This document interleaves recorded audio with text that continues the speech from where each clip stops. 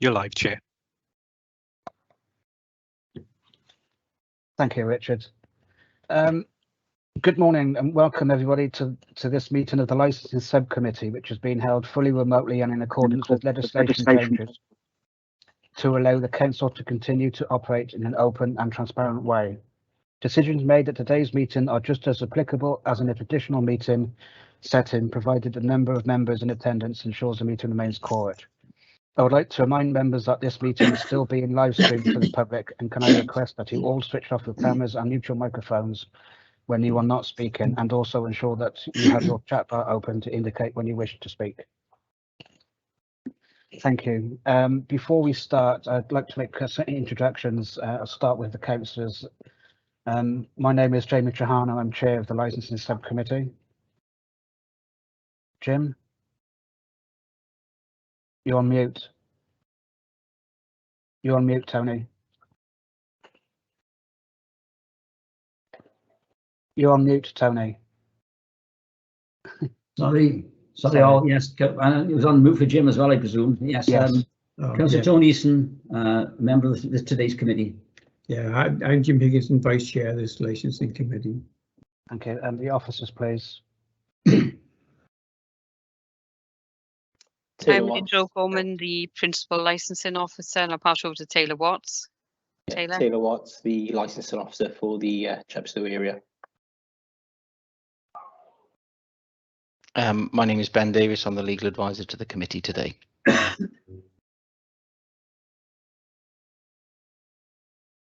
Are there any other officers present for relevant to today's meeting? Nicola Perry, Democratic Services Officer. Thank you. Good morning, everyone. Ian Saunders, Chief Operating Officer for Mon Life. Thank you.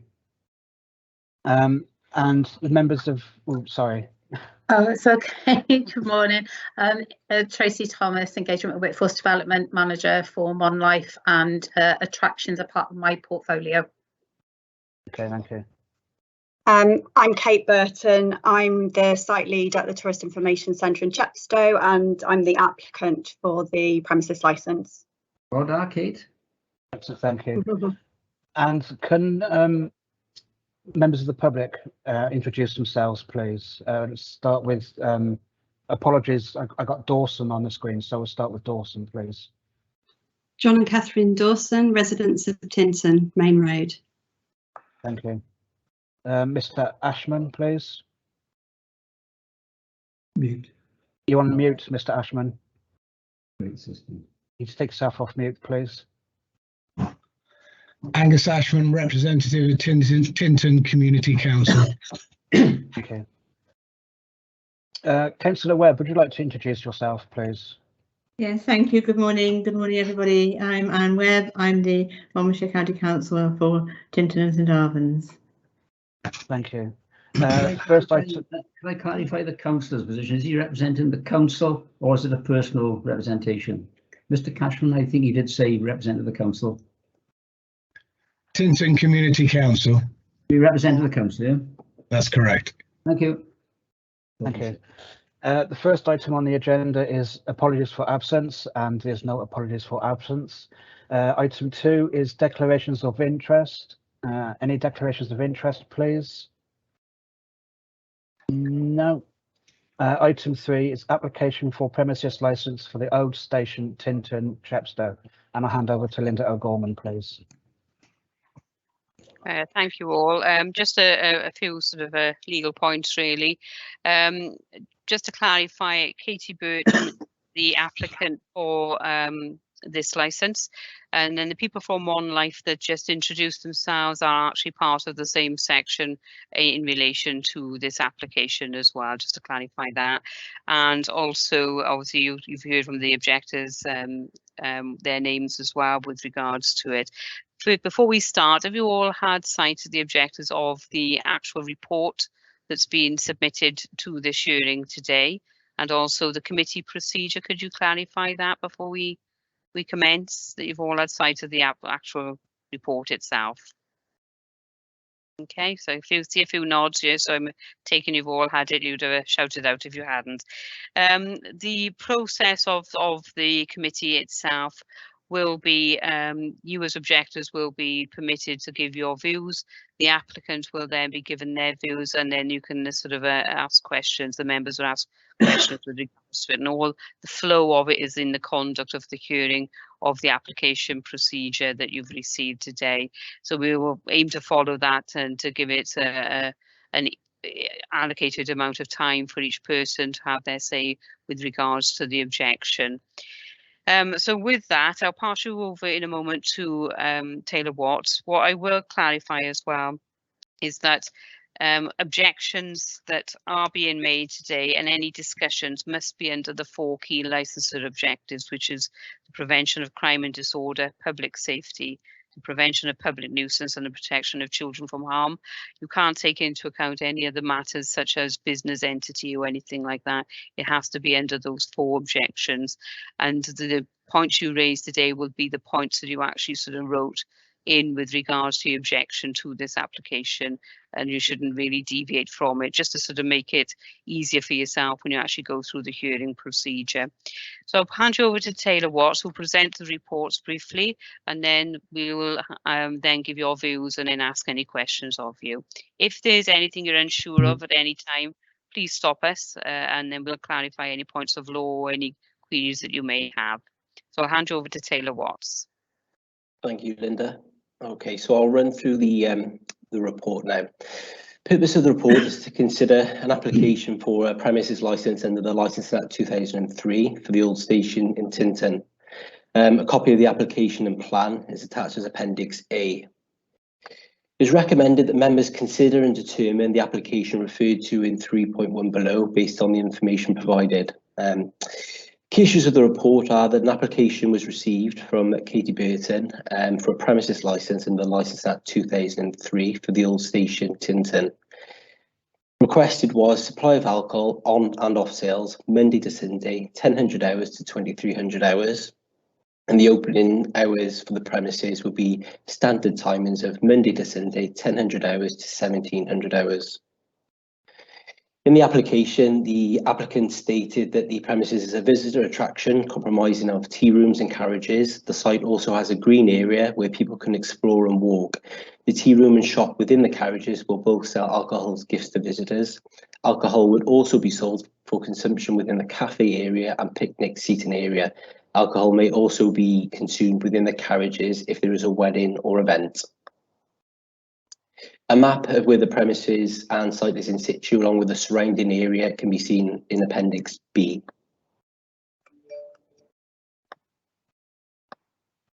The applicant has stated the following when asked in the application to describe the steps they intend to take to promote the licence objectives.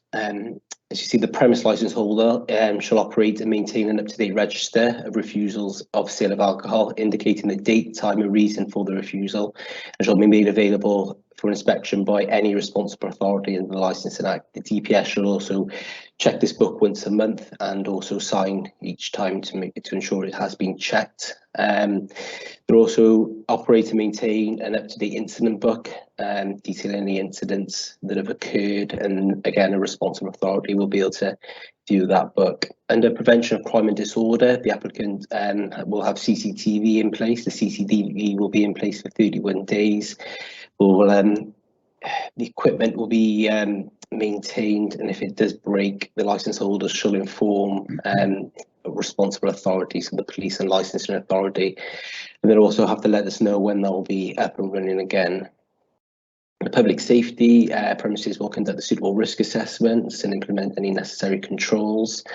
Arrangements will be in place to enable safe movement within the premises of disabled people and their safe evacuation in the event of an emergency. Appropriate fire equipment will be in place at the premises and suitable public liability insurance, and that will also be displayed at the premises.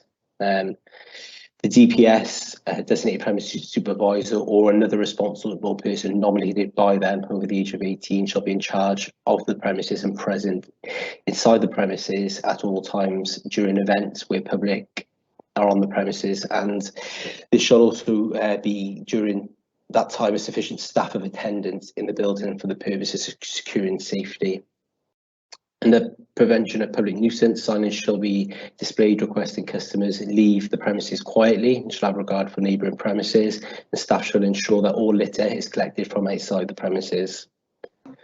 Under protection of children from harm, there should be a challenge 25 policy in place, a signage to that effect. The only identification that will be required or accepted will be a passport, photographic driver licence, or a pass approved proof of age card. Fully documented staff training will include within the premise license conditions. So this will cover challenge 25 and also licensing act training. And this should be given as a minimum of every 6 months. And staff must sign and date documentation at the conclusion of the training to acknowledge they fully understand their responsibilities under the Licensing Act 2003. If the licence is granted, it will also be subject to mandatory conditions, which are attached to this report as Appendix C. Furthermore, if the sale of alcohol is granted, the licence will also benefit from the Live Music Act 2012. The relaxation of amplified live and recorded music can only take place if alcohol is sold on the premises. The relaxation states that it has to be between the hours of 0800 hours and 2300 hours and not exceed 500 people. So in this instance, it would mean that should the on licence be granted, then music can take place between 1000 hours and 2300 hours, providing the numbers do not exceed 500 people. Further information on the Live Music Act can be seen in Appendix D.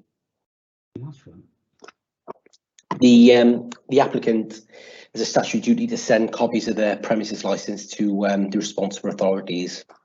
These include Gwent Police, South Wales Fire Service, the local health board, and various departments within Monmouthshire County Council, which are environmental health, social services, planning, licensing, and the trade and standards department.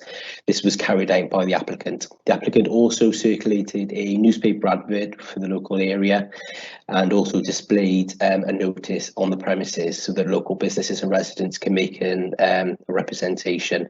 The application is also advertised on Monmouthshire County Council's website, which gives information on how a person can make a representation, and this was carried out by the licensing authority. No representations were received by any of the statutory consultees. So moving on from that, representations were then received during the consultation period by other persons. As a result of these representations, licensing mediated with the applicant, and on the 13th of August 2021, the applicant emailed the licensing authority to confirm they wished to amend the original application. There was a change of hours for the sale of alcohol, which was from 1000 hours till 2300 hours. They now wish to sell alcohol on and off the premises from 1200 hours to 1700 hours. This is a result of the objections which were raised. This would then change the relaxation for the Live Music Act referred to in 3.5. It would now permit amplified live and recorded music between the hours of 1200 hours to 1700 hours, no more than 500 persons without the need for a further licence. As a result of the amended application, licensing did inform the other persons who made representations and inquired if they still wish to continue with their representations. 14 of the other persons still wish to object, and their objections are summarised as follows. The site is mainly used by families for picnics. The addition of alcohol may change the use of the site to make it inviable for families to use the site, which they have done historically. There will be no residential landlord at the premises to ensure the site is closed when the premises is shut. There's a limited car parking at present. With the addition of alcohol may exacerbate the issue, causing vehicles to be parked dangerously and may cause obstructions.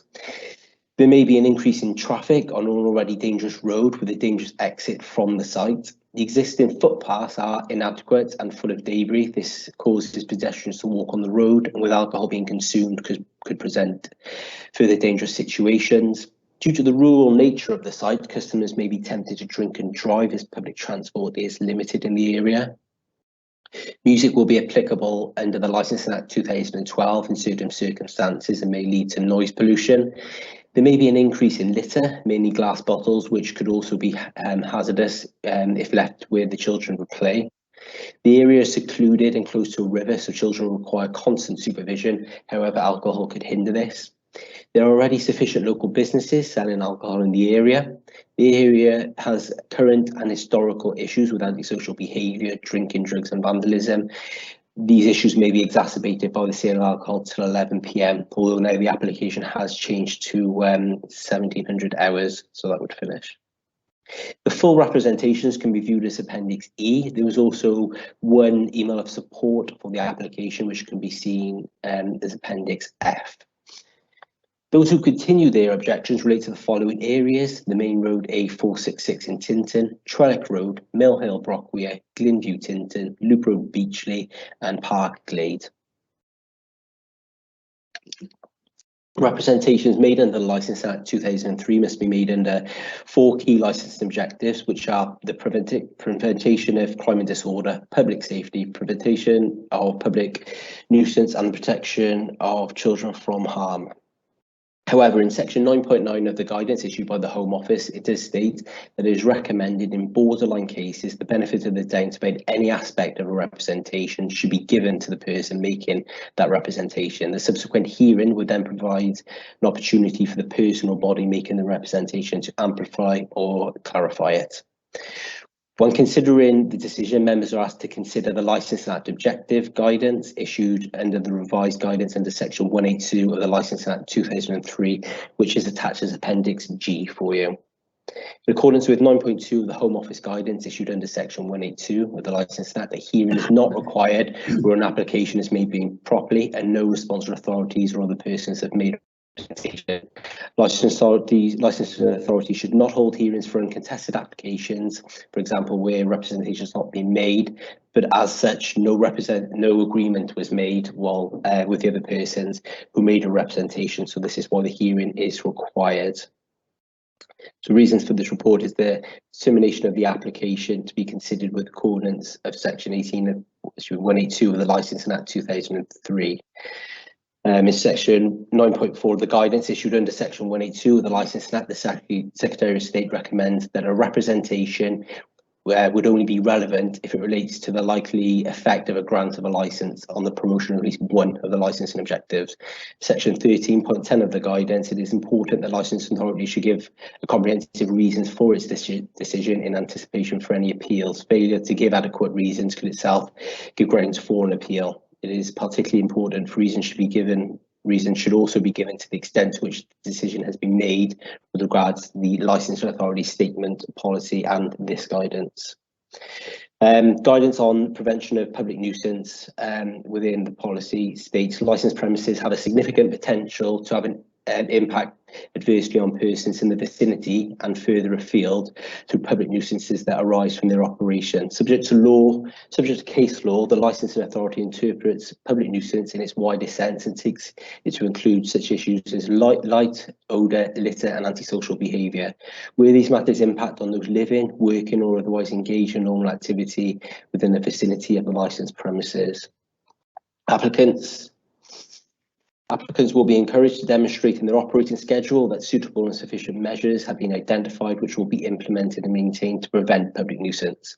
The licensing authority recommends that licensees apply a high standard of control to minimise the potential for any public nuisance that may arise from their operation, particularly where they are situated in a residential or noise sensitive area or extended opening hours are proposed. The licensing authority recognises that beyond the immediate vicinity of the premises, the control that the licence holder can exert over its patrons diminishes, and individuals who engage in any antisocial behaviour are accountable in their own right. When addressing the issue of prevention of public nuisance in their operating schedule, the applicant may identify steps to show those factors that impact on the prevention of public nuisance objective which have been considered. Further to this, Monmouthshire County Council's policy regarding public safety states as follows. The licensing authority will expect operating schedules to satisfactorily address issues concerning public safety, and applicants are advised to seek advice from various organisations such as Health and Safety Enforcement Officers, South Wales Fire Rescue Service, before preparing their plans and schedules, particularly where regulated entertainment may be provided. The licensing authority will encourage applicants to conduct their own risk assessments of the premises and the activities taking place. The authority also recommends specialist qualified safety officers who should be consulted to assist with these assessments. Gwent Police are currently promoting the use of polycarbonate drinking vessels to reduce the injuries caused by glass drinking vessels, and the council does support this initiative. In order to prevent misunderstandings with conditions already imposed on licences that specify that toughened glass drinking vessels must be used in some circumstances, this condition will be taken to include approved polycarbonate drinking vessels, and this will then negate the need for licence holders to apply for variations to conditions on those licences. And that is the application. Thank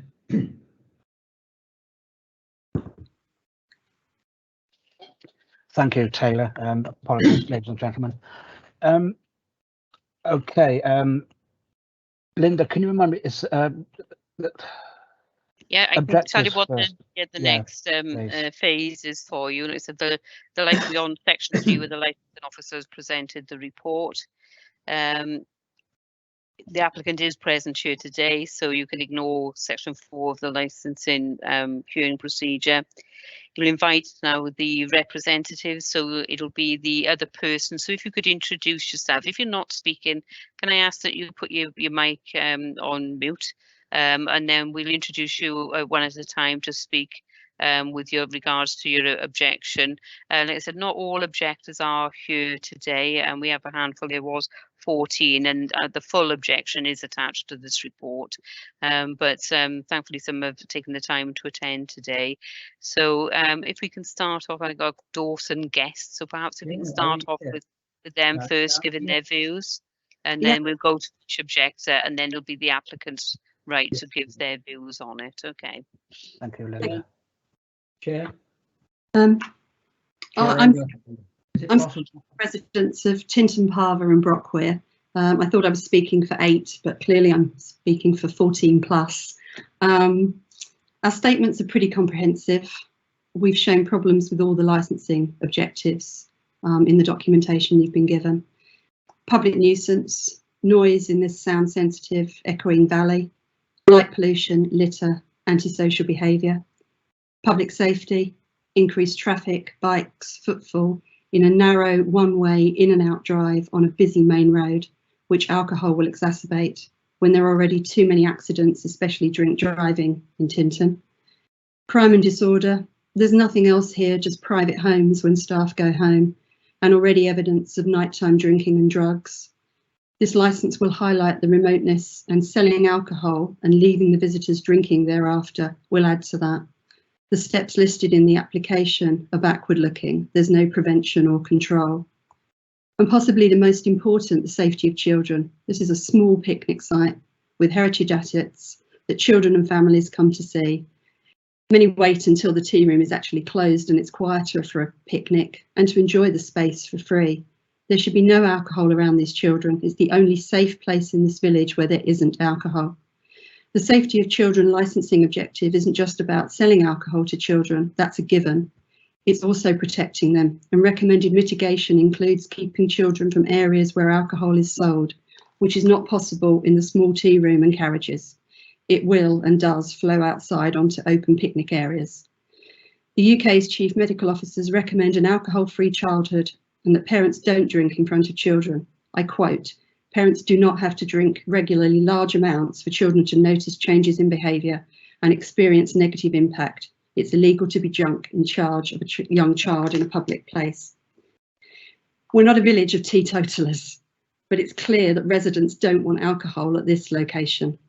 There's been one misguided message of support, but they actually thought this was a new business venture and not Monmouthshire County Council setting it up. More importantly, they hadn't realised how many homes are down here. Maybe they were hoping to move business from Chapel Hill to Tinton Parva, as Central Tinton can't cope now.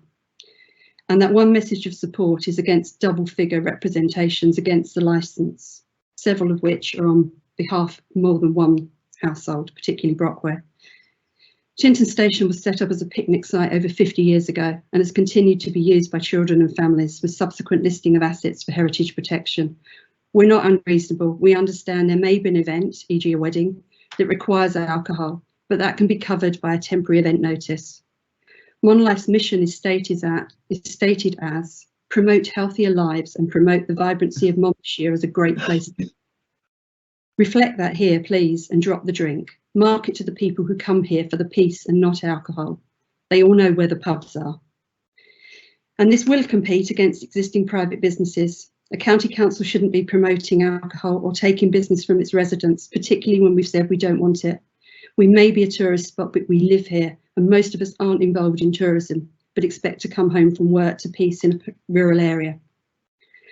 Under section 9.9 of the Home Office guidance, this is a borderline case. We've amplified our written objections, and as local residents, some of whom have lived here since the 1970s, when the picnic site was created, we've demonstrated the adverse effects of a licence relevant to all licensing objectives and made it clear to our community and county councillors we don't want alcohol here or this change of use. Thank you very much for listening. Thank you. Thank you for that. Councillor Easton, you tried to come in shortly then. I'd like some clarification from Taylor. It's been clarified that the licence is now requested from the alcohol licence is from 12 o'clock till 5 o'clock. That I think has been confirmed.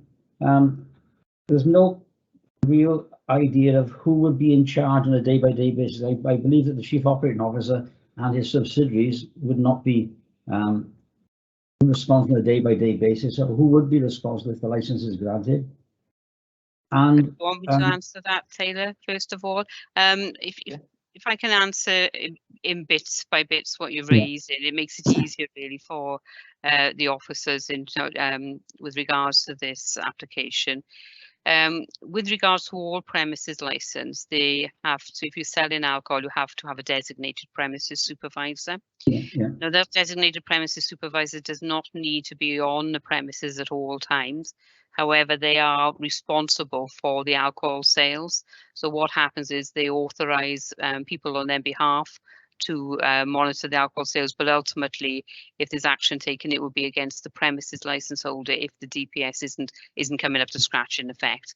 But that's the point of law under the Licensing Act. They don't need to be on the premises at all times. We're talking about employees of Monmouthshire County Council, basically, aren't we? That's right. You know, so they can authorize people to sort of monitor and run the premises, but the designated premises supervisor does not need to be there at all times. Okay. So the named person could be a different person day by day? The named person on the license is the designated supervisor, but they don't need to name a person to be there. They can authorize, because they are ultimately responsible, they can authorize other people to sort of sell alcohol, but you know, they are the person ultimately responsible on the license. Okay, and we clarified from 12 till 5 would be the revised times of opening. That's correct, yes, that's in the application. Can I ask about the CCTV request or provision? We're now talking about a license from 12 till 5, where, as residents have said, there could be a lot of children around. I'm rather concerned that CCTV might still be required from 12 till 5 when there are children around. It's a safeguarding issue, that. Perhaps that can be clarified by Taylor as to having had the change of time from 12 till 5 as opposed to 11 till 11. It does change the perspective slightly. It does. The applicant maybe be able to answer that more than myself, as they'll be at the premises and they'll know what times it'll be on and the function of it. Normally, it would only be required during the operating hours.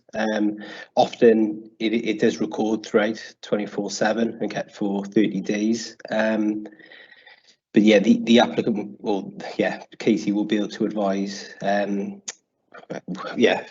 it will be turned on or turned off, or if it's on 24/7. Is that all right? The applicant? Yeah, I mean, yeah, that is the case. I mean, obviously, and with going through the hearing procedure now, the objectors will give their views, and you as members will question the objectors, and then you have the right to question the applicant later when they sum up with their views as well, following the objectors. So we can clear up a lot of elements of that. With regards to the license itself, if CCTV is a condition of the license, it means that every time that that license is in operation, that CCTV must be operable, because otherwise they breach their condition of the license. So that clears up some of it, you know, but whether it'll be on 24/7, regardless of when the premises is open, that's something that the applicant can sort of say. But like I said, with regards, if the license is granted today, the CCTV must be in operation as part of the condition. So is there any more questions for, I'm calling you Dawson because it's got it on my, so I apologize not giving you the first name. It's only because it's on my screen and it's easier for me to read out. Is there any more questions for Dawson before we move on to the next objective? Just for me, Linda, if I may, from my recollection is the premises that we're talking about is sort of equidistant from the bridge that goes up into the, I can't think of the name of the village now, up into the other side of the Wye Valley then, or the other side of the river. And when I say it's equidistant from there, is that from that I mean is from Tinton as well. It's pretty much in the middle between that bridge I'm talking about that goes over the Brockwere, sorry, the bridge at Brockwere and Tinton, the edge of Tinton village. I don't think we're equidistant. But it's not far, is it? Oh, I mean, we're very close. There are no, apart from farmhouses, there's nothing within the vicinity of about something like 100 yards or more. I think it might be. I think we measured it, and I think it was probably, yeah, it wasn't 100 yards. But of course, you need to. You know, you don't nail me down to the exact, but it is pretty much out on its own, isn't it? In between the bridge that goes up into Brockwere and the edge of Tinton village.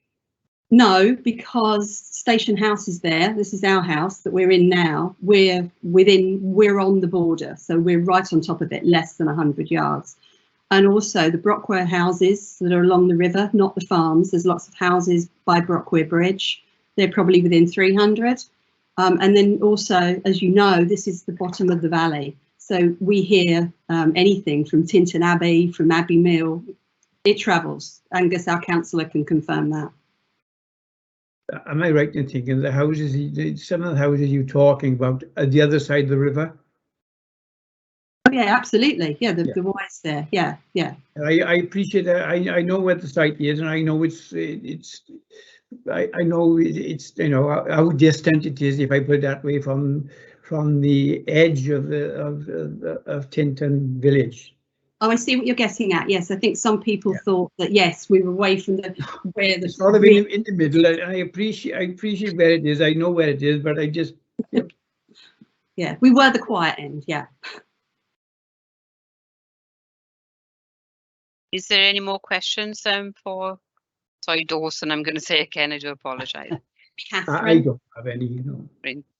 I don't have any either, Linda, thank you. Okay, so if you move on to the next objective then, Mr. Ashman, if you'd like to give your views. Hello, yes, I'm representing Tinton Community Council. We'd just like to back up the claims from Catherine and John Dawson and the other objectors. As a council, we've unanimously decided that we would object to any form of alcohol licensing for the station premises, pretty much on the same basis as the points that have been raised already. We also have concerns about the numbers of people. It's been quoted 500 people attending the site for various events. We've never really sort of seen any clarification for what type of events and where these sort of numbers of people would occur. So yeah, really from council point, the community council point of view, any representations we've had to us with regard to this application have been extremely negative.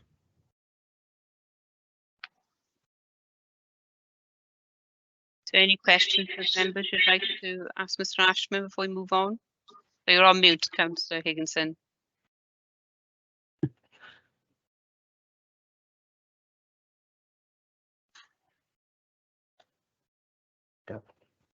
got next slide, right? Remind us all. As I said, she's equidistant from the edge of the Tinton village towards the Brockweir Bridge, and for me, when you're talking in terms of 500 was a number mentioned. I would have thought that is rather excessive for that particular area, that particular place. In fact, what are the views on that, please?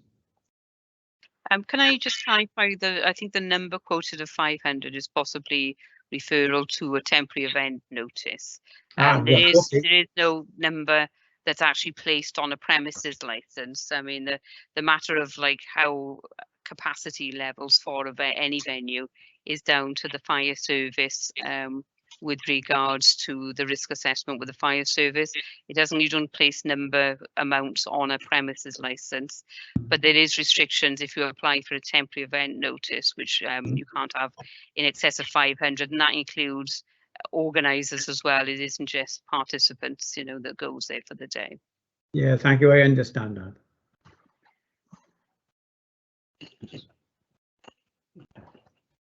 If there's no other questions, then shall we move on to Councillor Webb? I believe you're speaking today representing your ward with regards to the objections that's been made in the report.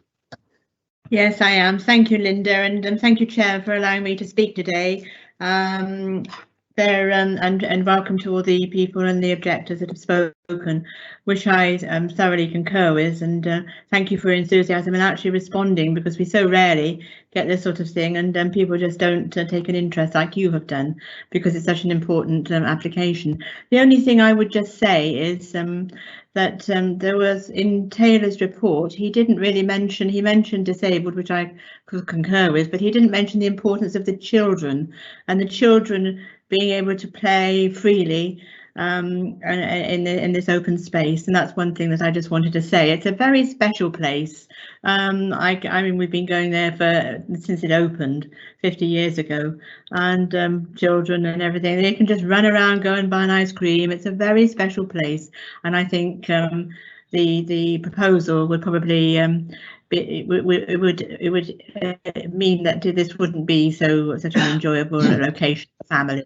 Thank you, Chairman. Thank you very much. Is there any questions for Councillor Webb regarding this? I noticed on the chat bar there's a Councillor Stephanie Shewell. Is it Shewell? Yes. Yes. Thank you. Thank you. Yes, Linda. She has tried to join, but her system in her office where she was trying to connect from has failed. She tried to connect to Monmouthshire and it crashed. So I don't know what that says to us. Is she like yourself? Okay. Reiterating what the objections that's been raised within the report itself. But I think Councillor Ashman has basically said what she would have said, I think. Am I right? Okay. Am I, Angus? Yeah, thank you. Thank you. Before we move on to the applicant, and if there's no further questions to the object, I think that's all the objectors, isn't it, that's here today? I haven't missed anybody out looking at the screen. Before we move on to the applicant, there's a few points of law really. I know there was referral, I think, to new businesses and not MCC. Obviously, as I mentioned at the very beginning, you can't take into account any business ventures, regardless who's applying for it. It has to be under the 4 licensing objectives I referred to previously. So that's the only point I wanted to raise with regards to the summarise of the objections that were raised. So I'll move on to the applicant, and then members then can question the applicant on their views. There was a query on CCTV, so perhaps that can be cleared up first with the applicant.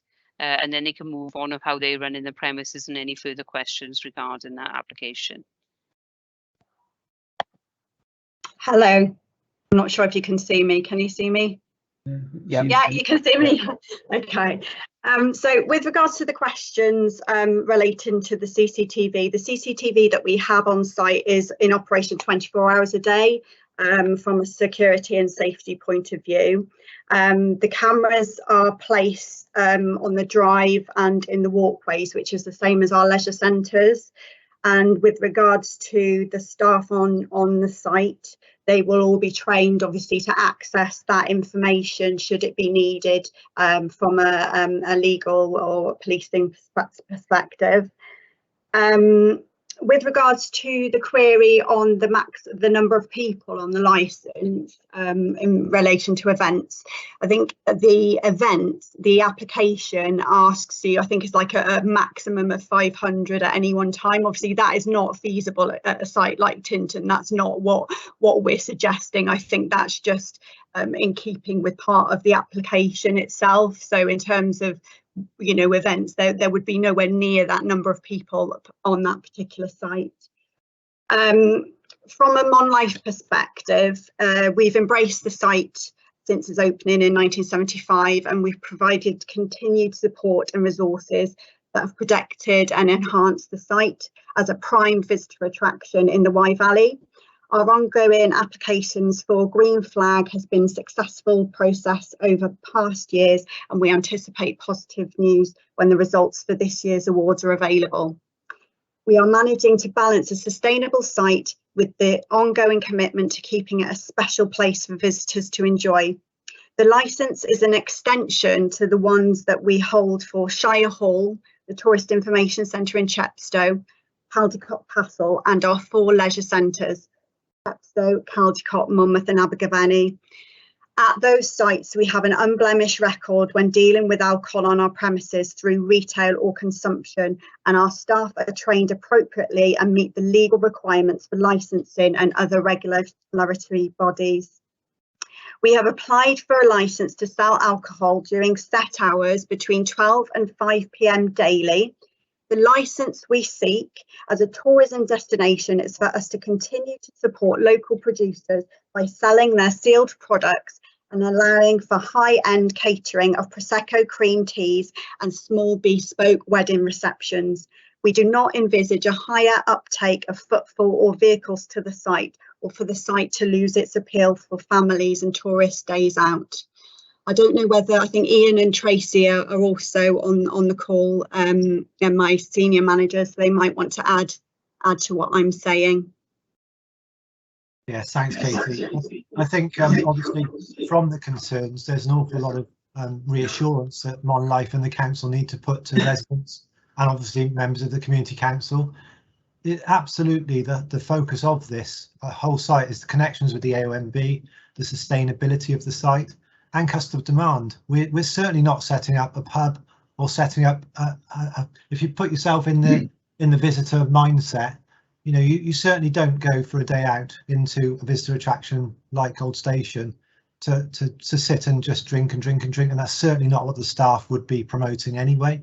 It is a busy site. We accept, I recognise your concerns, but I think when you go into a modern visitor attraction, as we're trying to create, you would expect there to be some sort of offer for a cream tea with a choice of Prosecco or tea, so, and also, the sales across some of the other sites, we're not talking about high volume sales, we're talking about people from outside the county coming in and maybe taking some Wye Valley Ale out or whatever it is, just to try. So, we get circa 65,000 people to the site in the 7 months we operate.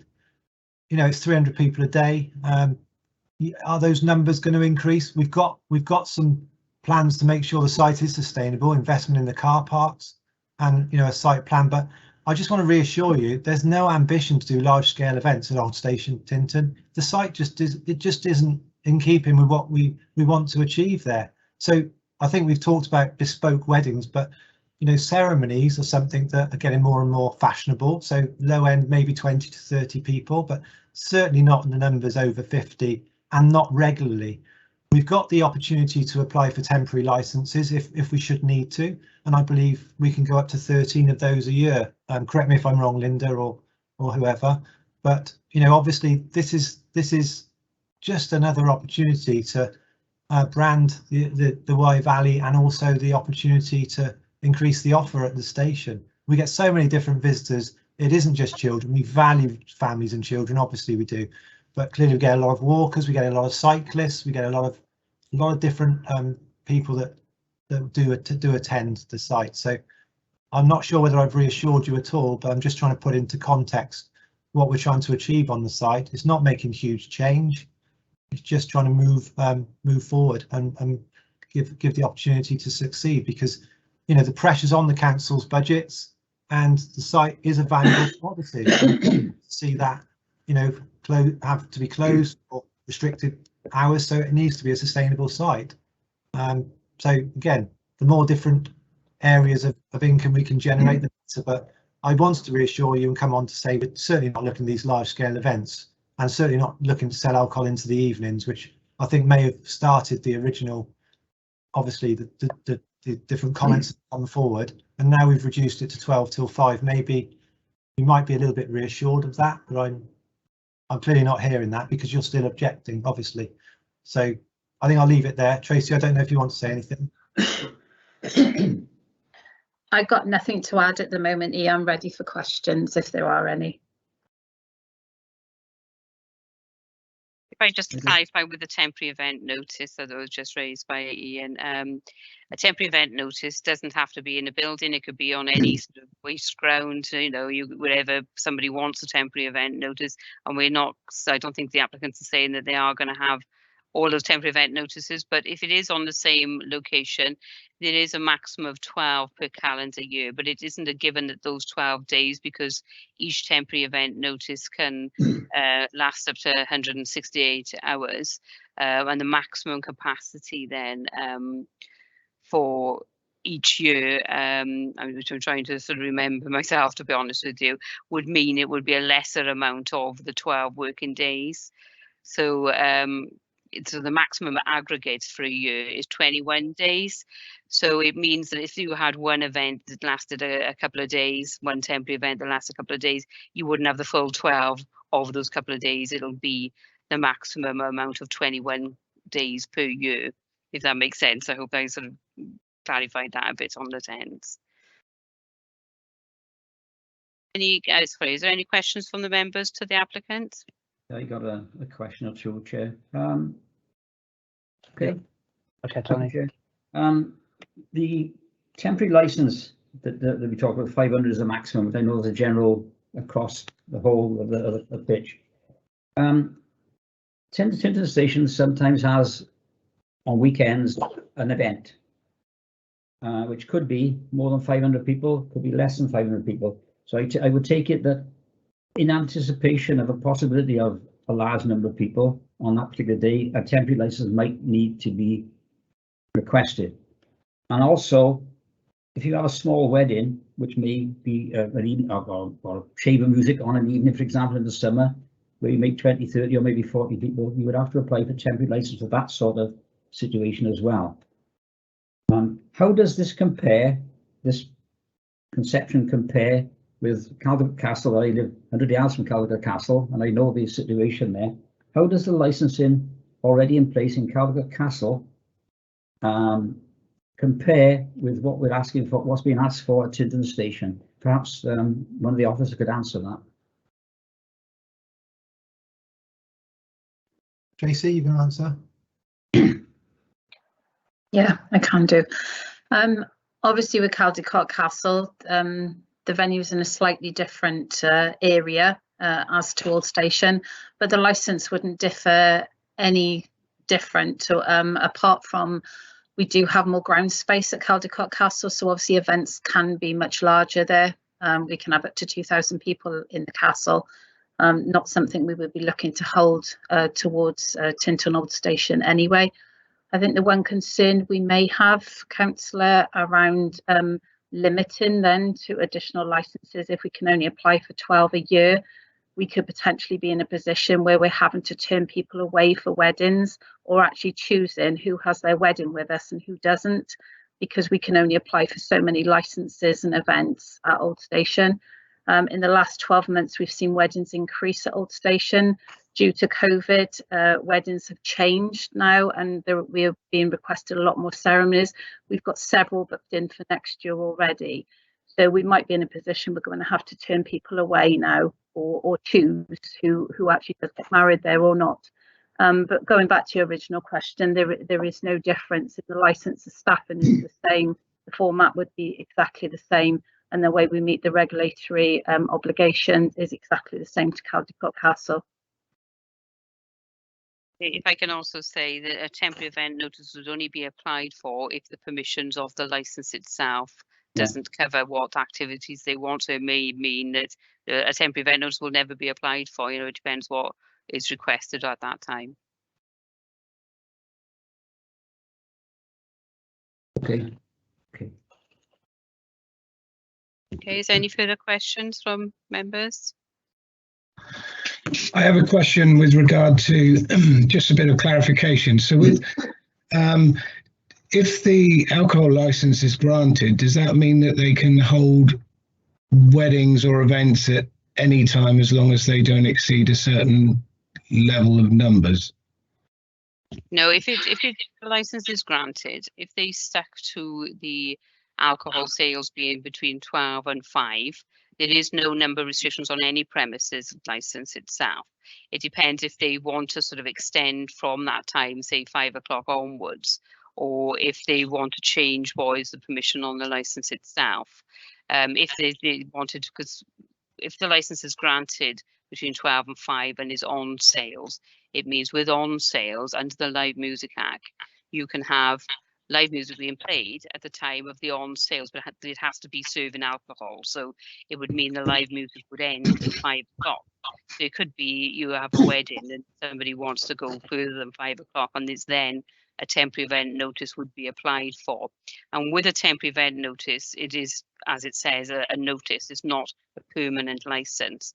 The people that can object to it are the police and environmental health. So it could be done on noise nuisance, or if there's any crime and disorder, they have the option to refuse a temporary event notice, and then it goes to a committee hearing, depending on when the application is made. So if you had a temporary event notice is made 10 working days before an event, it means that the applicant has a right of appeal if there is an objection. However, if a temporary event notice is applied for 5 working days, which is regarded as a late one, there is no grounds of appeal. So it means that if environmental health or the police then object to a late one, then that's refused basically outright. You know, there is no right to a hearing. So it's only if they want to do something over and above the licensable activities. So at this current state, what it would mean, if live music or recorded music was played, it would have to end at 5 o'clock, because that's when the on sales would finish basically. So unless 10 is applied for. Okay, so in that case, regardless, disregarding the temporary event notices, with the license from 12 till 1700 hours, then there would be no restriction on the number of events held throughout the year, basically. Is that correct? That's correct, unless, of course, as I mentioned, with regards to the fire service, each premises that holds a license are required to do a fire risk assessment. And if the fire service deem that the numbers are unsafe for people attending, they then themselves can take action under the fire regulations of that risk assessment. So you couldn't have a free flow where you have thousands of people turning up at a site because the fire service may regard it as being unsafe. So the fire risk assessment would be done as part of the granting of the license? Any person that has a license, they must have a fire risk assessment in place, and it'd be the fire service that would check that. And that would be done once the license is granted or prior to the license being granted? It can be done prior, because there's other things that's on the licensing requirement, but there are things like if you employ a number of people, I think it's over 5 people, you need to do a fire risk assessment anyway, regardless of a license. But where a license is granted, you do need a fire risk assessment. Okay, thank you.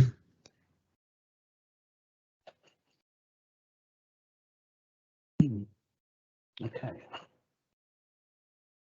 Okay, is there any further questions? No, not from me, Linda. I'm sorry, I'm sort of running you through the procedure just to try and sort of make it a bit easier really for you now. And one thing I will point out now before members actually go and deliberate, so you're all clear of what powers they have with regards to this application. They have a few number of options, which is either they grant the license, or they grant the license with conditions on there, or they exclude any licensable activity, or they refuse the application.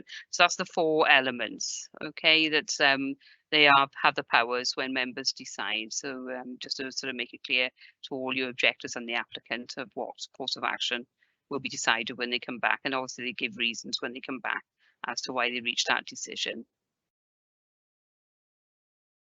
Okay. Okay then, members. If we leave the meeting then, and apologies, did we get to sum up? I thought there's representation. Yeah, you can sum up if you want to sort of add anything further. So you have the right to sum up as objectors, and similarly the applicant has the right to sum up as well. So if you want to sum up. Just to say that thank you very much, but we're not reassured. I can see where you're coming from and understand pressure on Monmouthshire County Council's budgets, but it's a huge change. We're all personally affected by any licensable activities at Tinton Station, from the noise pollution, disturbance of neighbours, potential for public disorder, antisocial behaviour, and the increased risk of crime, and putting our children at risk. And I know it's not relevant in this hearing, but it needs to be said again, the adverse impact on local tourism businesses, which also are suffering with their budgets. The application doesn't comply with the licensing requirements. There are risks to all 4 objectives, and it's a major change of use contrary to the asset class and protected status of this picnic site and heritage asset. It should be rejected. Thank you for letting me speak again. Any other objector want to sum up before the applicant sums up, before the members deliberate? No. Okay. So does the sorry, Mr. Ashman, did you want to speak? Just to reiterate that from Tinton Community Council, we still object to the application. Okay. If there's the applicant, there's no other objectors, does the applicant want to quickly sum up? Yeah, I think I just wanted to say, obviously, from a visitor attraction point of view, that, you know, as a tourism destination, we see that, you know, by able to support our local food, our local producers, to obviously sell our local products, I think will enhance the offer at Old Station at Tinton, and obviously it will enable us to you know, not, you know, refuse anyone potentially who might want to get married there. I think that's the thing as well. I don't know whether Ian and Tracy want to add anything else. No, I don't think so. I think we've put a case forward and wait for the decision. Yeah. Okay. I was only going to add, if I can, Chair, that obviously in relation to the Shire Hall and Caldicot Castle are both heritage sites as well, and protected status, listed buildings, and we have licenses there, unblemished records, and they've actually enhanced both sites, and we see Old Station being done in exactly the same way. okay, thank you very much. Okay then, members, if we leave now and reconvene in the deliberations room, and hang tight, people, we'll be back. Thank you.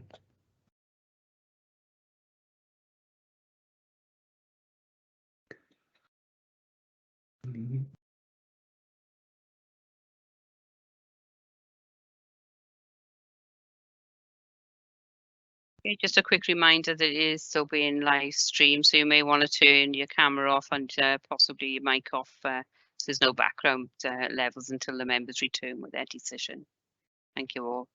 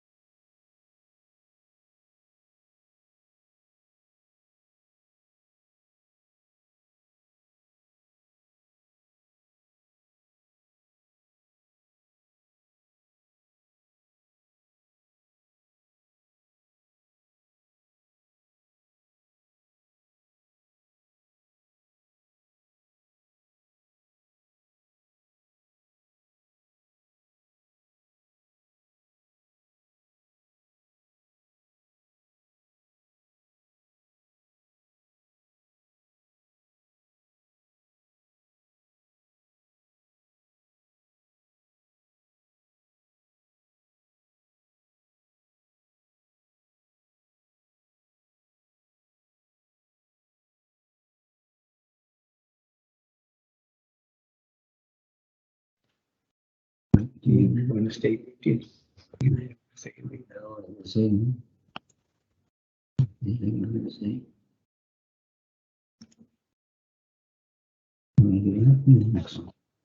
we're all in. Thank you, everybody, for your patience during waiting for our deliberations to end. If I may hand over to Ben Davis with our decision, please. Thank you. Thank you, Chair. The Licensing and Regulatory Committee has considered an application for a premises licence under the Licensing Act 2003 from Ms Katie Burton for the old station Tinton, Chepstow. A copy of the application and plan is attached at Appendix A. The application was for the following: supply of alcohol on and off sales Monday to Sunday between 10 o'clock and 11 o'clock. Opening hours, standard timings, Monday to Sunday 10 till 5. The applicant has stated within the application that the premises is a visitor attraction comprising of a tea room and carriages. The site also has a green area where people can explore and walk. The tea room and shop within the carriages will both sell alcohol as gifts to visitors. Alcohol would also be sold for consumption within the cafe area and picnic seating area. Alcohol may be consumed within the carriages if there is a wedding or event. The committee has considered a map showing the layout and location of the premises at Appendix B. The committee has considered the information provided by the applicant describing the steps intended to be taken to promote the licensing objectives at paragraph 3.4 in the report. In summary, the premises licence holder shall operate and maintain an up-to-date register of refusals of alcohol sale, which shall be available for inspection. The premises licence holder shall operate and maintain an up-to-date incident book detailing the time, date, individual involved, incident that has taken place. These will be monitored by the designated premises supervisor. In terms of prevention of crime and disorder, CCTV equipment shall be maintained and will continually record when licensable activities take place. The premises licence holder shall ensure images from the CCTV camera are retained for a period of 31 days. If the CCTV equipment breaks down, the premises holder shall ensure designated premise supervisor, or in his or her absence, another responsible person, verbally informs the licensing authority and the police as soon as reasonably practicable. This information shall also be contemporaneously recorded in the incident report register and shall include to whom the information was reported. The premises licence holder shall ensure there are trained members of staff available during licensable hours to be able to reproduce and download CCTV images. There should be clear signage indicating that CCTV equipment is in use and recording at the premises. Public safety. The premises will conduct suitable risk assessments and implement the necessary control measures. Arrangements are in place at the premises to enable safe movement within the premises of disabled people and their safe evacuation in the event of an emergency. Adequate and appropriate first aid equipment and materials are available at the premises. The designated premises supervisor or responsible person nominated by them shall be in charge of and be present in the premises at all times during events where the public are on the premises, and there shall also be during that time a sufficient staff of attendance in the building for the purpose of securing safety. Prevention of public nuisance. Signage shall be displayed requesting customers leave the premises quietly and to have regard for neighbouring premises. Staff shall ensure that all litter is collected from outside of the premises. Protection of children from harm. The premises shall operate a Challenge 25 policy and signage will be displayed to indicate that this is in operation. There should be fully documented staff training. The committee note that if granted, the licence would also be subject to mandatory conditions which are attached to the licensing officer's report at Appendix C, which the committee have considered. The committee note that if the sale of alcohol is granted, the licence will also benefit from the Live Music Act 2012 and have considered Appendix D in relation to this. The committee has considered paragraph 3.6 of the report, which outlines that the premises application has been sent to the responsible authorities, namely Gwent Police, South Wales Fire Service, the Local Health Board and departments of Monmouthshire County Council, being Environmental Health, Social Services, Planning, Licensing and Trading Standards. No representations were received by any consultee. A notice was also circulated in a newspaper within the area, as well as a notice displayed at the premises to enable businesses and residents to make representations. The application was also advertised via the council's website. Representations were received from members of the public. As a result of these representations, licensing mediated with the applicant. On the 13th of August, the applicant emailed the licensing authority to confirm their wish to amend their original application to change the hours for sale of alcohol from 10 till 11 to 12 until 5 as a result of the objections raised. The committee note that the change of hours would also change the relaxation hours for live music if the license is granted. It would also permit, it would now permit amplified live recorded music between the hours of 12 and 5 without the need for a further license. As a result of the amended application, licensing informed the members of the public of the new hours proposed. Licensing inquired with the objectors if they wished to continue with their representations in light of the amended hours for sale of alcohol. 14 still wish to object, and their objections are summarised at paragraph 3.10 of the report. The committee have carefully considered the representations in full at Appendix E of the report. The committee have also noted a message report for the premises at Appendix F.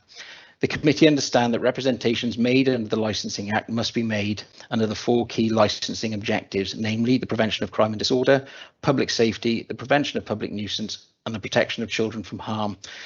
The committee have also considered Home Office revised guidance issued under the Licensing Act. In particular, the committee have considered section 2.1 to 2.32 of this guidance in relation to the licensing objectives for today's hearing. The committee note that at 9.4 of the guidance, the Secretary of State recommends that a representation would only be relevant if it relates to the likely effect of the grant of a licence on the promotion of at least one of the licensing objectives. The committee have also considered the County Council's Statement of Policy 2015, in particular, prevention of nuisance set out at section 11. The committee recognises that licensed premises can have a significant potential to impact adversely on persons in the vicinity and further afield through public nuisances. The licensing authority interprets public nuisance in its widest sense and takes it to include such issues as noise, light, odour, litter and antisocial behaviour, where these matters impact on those living, working or otherwise engaged in normal activity within the vicinity of the licensed premises.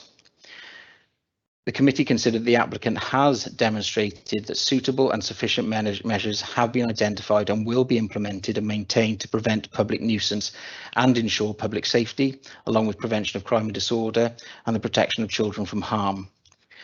The committee recognises that beyond the immediate vicinity of the premises, the control that a licence holder can exert over its patrons diminishes, and individuals who engage in antisocial behaviour are accountable in their own right. The committee has carefully considered the documentation provided by the applicant to evidence it can meet the licensing objectives, which is highlighted in the conditions to be attached to their licence. The committee refers to the legislation that an application is to be considered in accordance with under the Licensing Act. The committee has considered Home Office revised guidance together with Monmouthshire County Council Statement of Policy as well. The committee has considered the report of Taylor Watts, Licensing Officer, and the annexed documents and the oral evidence provided to the committee. The Licensing Authority has a duty under the Act to carry out its functions with a view to promoting the licensing objectives. The licensing objectives relevant in respect of this application are the prevention of crime and disorder, public safety, the prevention of public nuisance and protection of children from harm. The committee have considered the information provided by the applicant within the report and have noted the representations from the applicant at today's meeting. The committee have been able to ask the questions that they have felt relevant. The committee have carefully considered the objections made at Appendix E and the representations made at today's hearing, and have taken very seriously the concerns raised and the feeling within the community in relation to the potential of antisocial behaviour, the impact on children and the area more generally. The committee has also been able to ask any questions they felt relevant to their decision.